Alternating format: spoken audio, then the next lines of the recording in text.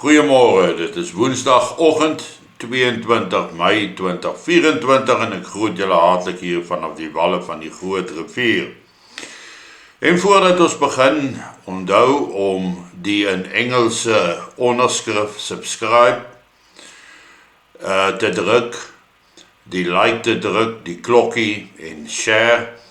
En help ons om die algoritme te verbreed sodat die kanaal vir meer en meer mense wat eenigsdenkend is soos ons dan aan te beveel sodat hulle dit ook kan kyk. En dan almal weet op hierdie stadium dat die president van Iran in 'n helikopterongeluk dood is.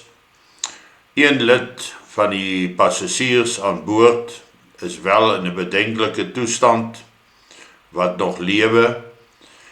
En blykbaar was die weerstoestande verskriklik sleg gewees en het die helikopter duidelik gesukkel om sy koers te kry en te behou en het hy boonop gesukkel om 'n veilige landingsplek te kry in die digte mis en in die proses het hy dan teen 'n berg vasgevlieg of het hy nie.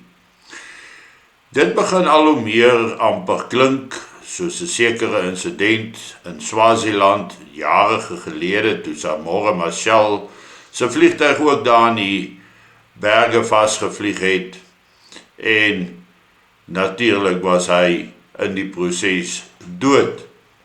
Nou is dit interessant dat daar 'n opmerking of 'n bespiegeling is wat die ronde doen dat daar natuurlik vuilspel ter sprake was.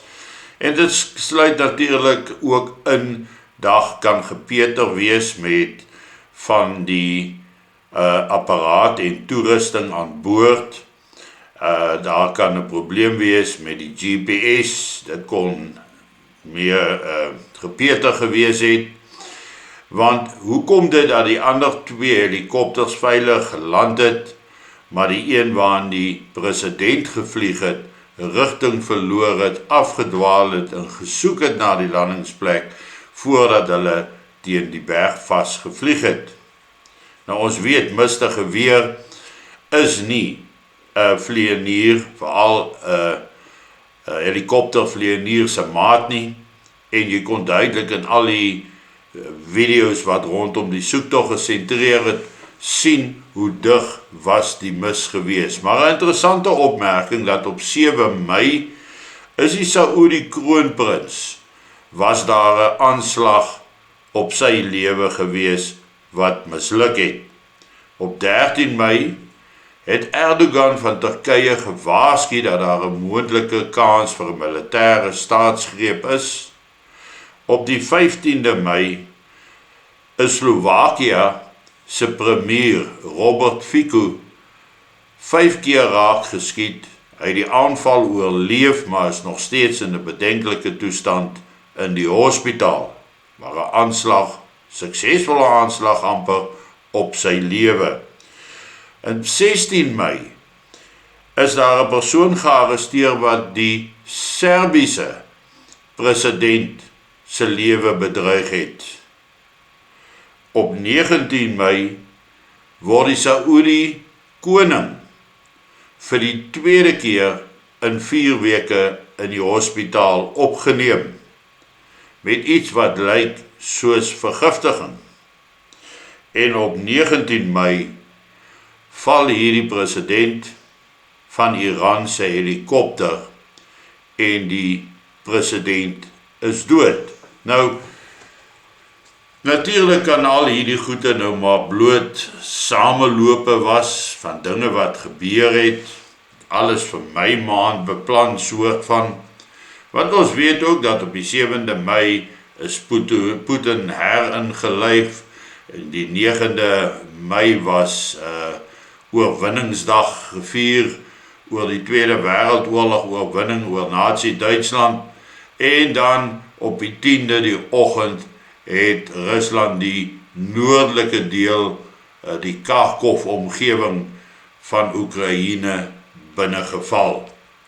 Maar al hierdie pogings tot sluipmoorde en dan die dood van die Iranse president, laat 'n mens tog dink, hou dit dalk verband met die BRICS currency wat nou ingebring moet word, wat die einde van die dollar gaan beteken internasionaal.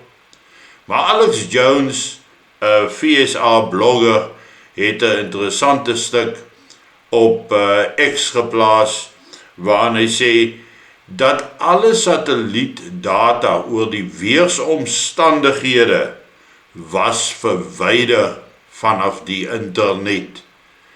En hy vra dan die vraag, is daar 'n aanslag teen al die leiers wat Rusland ondersteun? En ons kan mooi hieroor gaan dink. Elkeen van die mense vir wie daar probleme, potensiële probleme was, aanslagte, was almal bondgenote van Rusland in hierdie oorlog teen Oekraïne. En ons weet dat Iran dan nou ook deel geraak het van BRICS, Saoedi-Arabië ook. So daar's 'n klomp vrae wat in die lug hang en moet 'n mens outomaties wonder oor hierdie bondgenote van Putin. En gesien in die agtergrond dat Victoria Nuland ook Suid-Afrika die afgelope jaar besoek het, nadat die ANC-regering hulle ondersteuning aan Rusland toegeskryf het, die probleme met Israel, die internasionale hof daar in Den Haag, wat deur Suid-Afrika genadig was om dan 'n genocide te verklaar, waarin Israel aangekla is daarvan vir die aanvalle in Gaza. Dan wonder ek nogal oor Cyril se welstand. Is Cyril se toekoms in Suid-Afrika veilig en verseker? Of wag hierdie ouens, soos almal maar tans, op die verkiesingsuitslae om te sien wat moontlik na vore kan kom? Hoe gaan die verkiesing uitspeel? Wie gaan aan bewind kom? Gaan dit weer die ANC wees? Gaan dit dalk Jacob Zuma se party? Hy mag nou nie as 'n parlementslid dien nie, maar dit gaan niks verander aan die MK party se strewe nie, want Jacob Zuma se foto verskyn nog steeds op die stembrief. En dan natuurlik al die vrae wat gevra word, was die proses van die oorspronklike klag en vonnisoplegging sonder dat Zuma toegelaat was om appel aan te teken, was dit geregverdig volgens die konstitusie of nie? En daar is mense wat 'n baie sterk siening daaroor het. In hierdie geval, ek kyk net na wat is bloot moontlik die gevolge van die feit dat die konstitusionele hof nou vir Zuma verbied het om 'n lid van die parlement te word, en in die proses dan ook te verseker dat hy nie sy oorblywende deel van sy laaste termyn as president kan uitdien nie.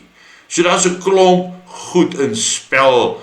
Ons het gesien hoe die nie aangestelde jeugleier van Neil de Beer se party dan nou ook die Zuma byeenkoms bygewoon het en dat hy as gevolg daarvan geskort is. So daar is ook baie stories, baie bekommernis, baie praatjies wat die ronde doen. En al wat ons eintlik kan doen is om te wonder hoe gaan dit die 29ste Mei beïnvloed. Want as ons nou gaan kyk na al die insidente wat in Mei maand plaasgevind het, en Mei maand is ook die maand waarin daar die meeste verjaarsdae is van mense wat ek ken, 'n ongelooflike klomp daarvan. En nou is die verkiesing op die 29ste Mei. Wonder ek oor wat is die betekenis van hierdie datums, die betekenis van my maand en wat hou dit vir ons almal in? Wel, heel moontlik niks nie.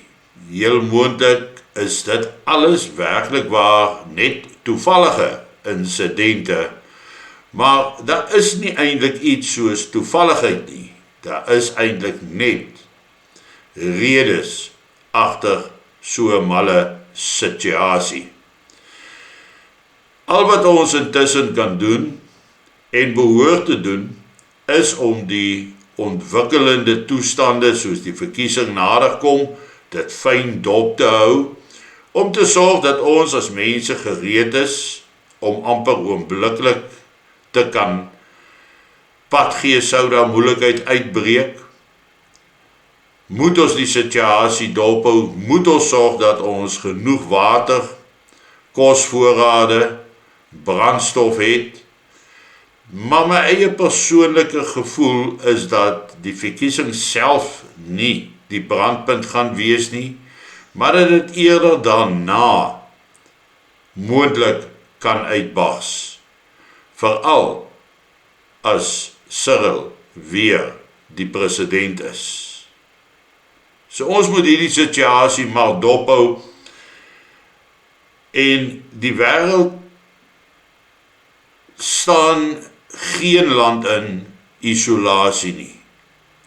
Alle lande het 'n invloed op ander in 'n meerdere of 'n mindere mate, maar wêreldgebeurtenisse gaan nie noodwendig Suid-Afrika verby nie.